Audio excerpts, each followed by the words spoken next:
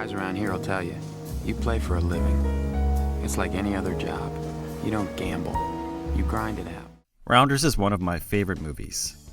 Like a lot of people, I watched and rewatched it, I bought Doyle Brunson's Super System, and played in dozens of home poker games while quoting the movie. If you don't have my money, then you are mine.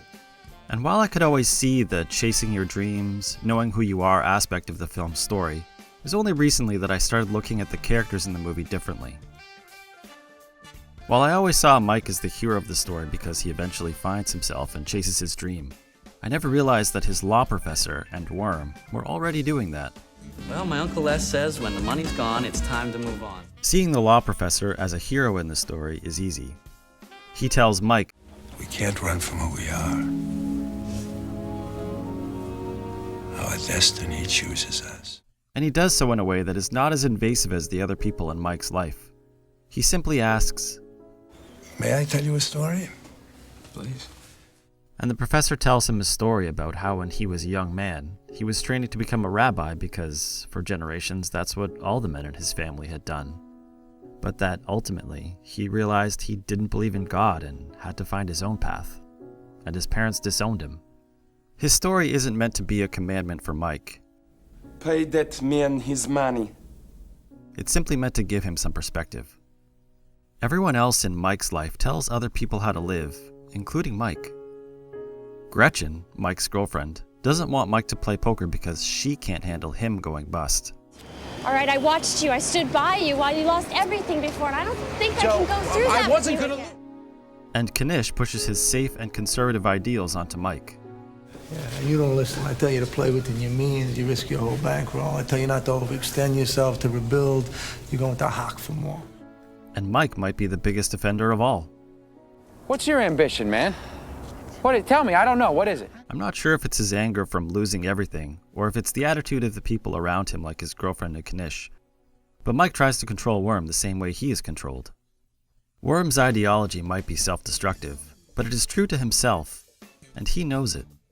As Worm tries to explain to Mike, You always think you can beat the game straight up. That's not me. I told you, I'm always going to look for that edge, always.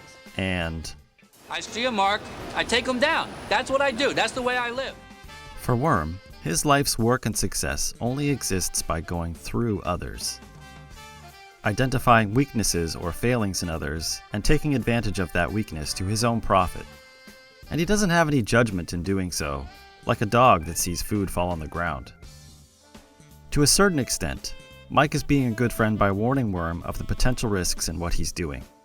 Hey, you know I got no problem with the way you help yourself, but these guys are fast company, and they'll spot every move. Even though Mike claims, Look, I'm not gonna preach to you. For those.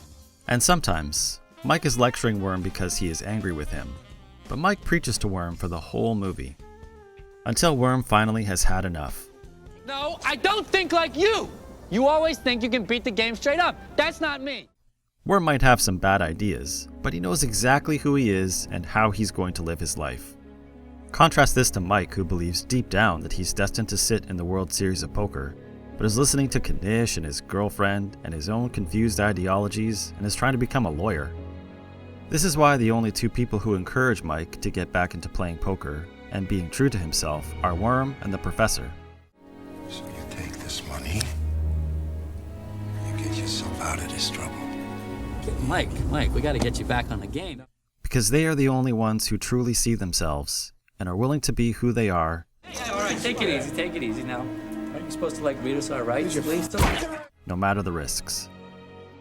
And that's ultimately Rounder's message. Not just to chase your dreams, but to recognize who you are.